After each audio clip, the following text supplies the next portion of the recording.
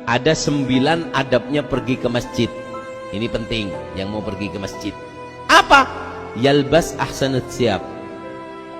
Ahsan siap, baju yang paling bagus dipakai ke masjid. Ini adabnya ke masjid yang pertama. Yang kedua, yaitu ma'arih at-tayyibah, raihah at-tayyibah, bau harum. Kalau ke masjid jangan kepet-kepet. Belum mandi dari takut telat. Allahu Akbar sebelahnya. Angak Nah, ini jelek. Paham ya? Rasulullah itu suka kepada yang namanya tumaknina. Ada sebagian sahabat itu habis perang langsung ke Nabi, ada di antara mereka habis perang nggak langsung ke Nabi, mandi dulu. Mandi pakai baju wangi, baru apa? Baru datang ke Nabi. Paham ya? Jadi kalau ke masjid baunya harus harum. Beli minyak wangi khusus ke masjid, yang mahal minyaknya. Kakek beli minyak 10.000 hajar aswad, beli hajar aswad, hajar jahanam jadi ya. Dipakai satu masjid mau muntah. Haram minyak kayak gitu itu. Paham ya? Jadi minyak wangi itu bukan namanya, baunya. Yang penting itu baunya. Paham enggak? Jadi kalau ke masjid harus anu. Yang ketiga, yamshi ala gadam. Kalau ke masjid jalan kaki. Kenapa? Orang yang melangkahkan kakinya ke masjid Allah berikan 4 fadilah. 1 langkah ke masjid dapat 4. Apa? Diberi pahala, dihapus dosa, diangkat derajat, diberi 1 pahala sedekah. 1 langkah ke masjid dapat 4. Dapat pahala, diampuni dosa, 1 pahala, 1 dosa diampuni, 1 derajat dia dapat, 1 sedekah dia dapat, 1 fadilah sedekah. Makanya orang dulu kalau ke masjid jalannya kaki dan sunnahnya muter. Jadi kalau jalan sini pulangnya dari jalan yang lain. Kalau ada, kalau nggak ada ya kembali ke situ. Paham ya? Dan juga orang dulu kalau ke masjid mengecilkan jalannya gini, tik, tik, tik, tik. Di langkahnya diperkecil. Kenapa? Supaya dapat 4. 1 langkah dapat 4. Kalau langkah besar kan banyak, jadi kecil-kecil.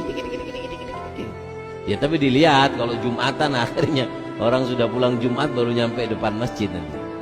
Kalau saya pakai mobil beb ke masjid, pakai sepeda motor, apa gak dapat? Fadlullah wasi'. Keagungan Allah itu luas. 1 langkah dapat 4, maka 1 putaran roda juga dapat 4.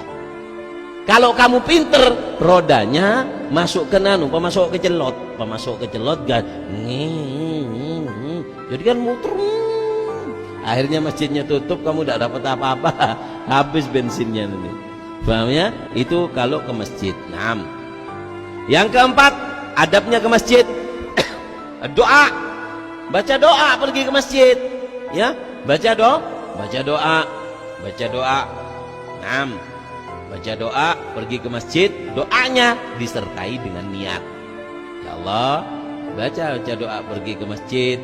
Apa doa yang kamu bisa, walaupun maaf bismillah le bismillah. Nanti Allah saya niat pergi ke masjid, doa berserta niat. Yang kelima apa? Yaitu adalah yatba'ul muadzin, ngikuti orang yang azan. Kita jalan ke masjid, kemudian di masjid ada orang azan, maka apa yang diadzankan kita ikuti. Allahu Akbar, Allahu Akbar, Allahu Akbar, Allahu Akbar, diikuti. Dan jangan berbicara di waktu azan.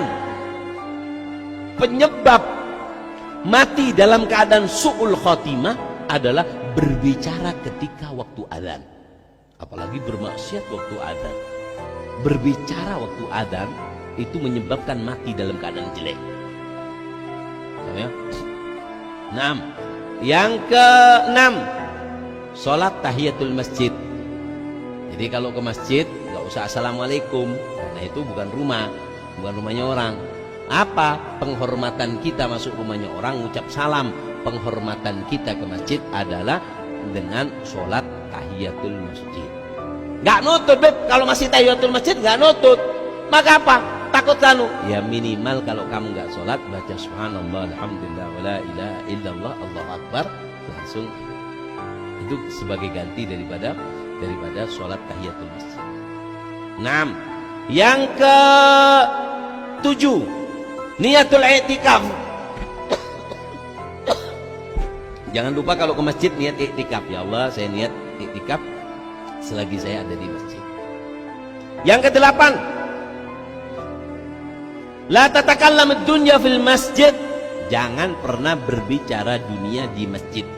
Di dalam masjid jangan pernah urusan bisnis, apalagi di dalam masjid buka HP, Facebookan, TikTokan di masjid. Ini kita disunahkan mendoakan jelek.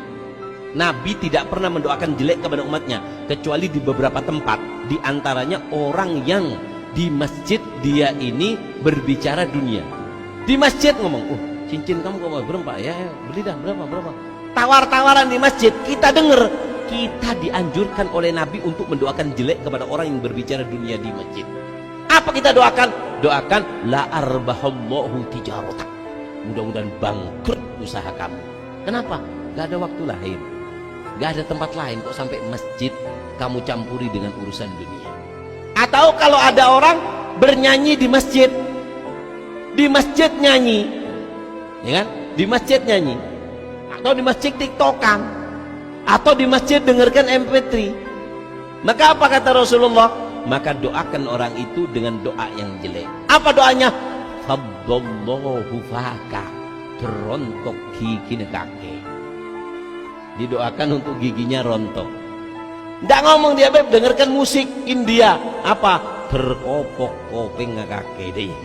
Kenapa? Karena ini orang nggak pantas, nggak tahu tempat. Al-makan bil makin. Tempat itu tergantung yang nempati. Paham ya? Allahumma shalli ala Muhammad. Yang ke-9, adab daripada masjid, idza arada khuruj, yatrah niyatul auda. Kalau sudah mau keluar dari masjid, niat, ya Allah, saya niat nanti kepingin sholat lagi kembali. Walaupun nanti kamu meninggal dunia, maka kamu dihitung sebagai orang yang kembali ke masjid. Karena nanti di hari kiamat ada orang yang mendapatkan naungan dari Allah, adalah rajulun qalbuhu mu'allaqun bil masajid. Orang yang hatinya selalu tergantungkan di masjid. Orang yang di luar, kepikirannya dia kepikiran selalu ada di masjid. Allahumma shalli ala Muhammad. Sallallahu ala Muhammad. Allahumma shalli ala Muhammad. Ini Kota Tarim, tempatnya para habaib ini. Habib Ali, Ba'abud, Habib Hussein, Al-Idrus, Habib Hasan, Syekh Bakar bin Salim. Di tempatnya ini terkenal, kotanya ini terkenal kotanya masjid. Di Tarim itu ada 360 masjid. Al-Fakir pernah dengar juga, Habib Masyur pernah mengatakan bahwasanya ada yang mengatakan sampai 400 masjid dalam satu desa. Satu desa 400 masjid. Di sini masjid, di situ masjid, di situ masjid. Makmur semua masjid. Makmur semua masjid. Dan gak ada yang tukaran. Allahumma shalli ala Muhammad. Allahumma shalli ala Muhammad. Paham ya? Makanya Habib Abdullah bin Husain bin Tahir beliau mengatakan, inna fil masajidi sirrun law arafta biha la ta'ajjabta liman yaskunad duro. Di masjid itu ada sebuah rahasia yang Allah simpan. Law arafta biha, kalau kau tahu tentang apa yang Allah berikan kepada orang-orang yang datang ke masjid, la ta'ajjabta liman yaskunid duro.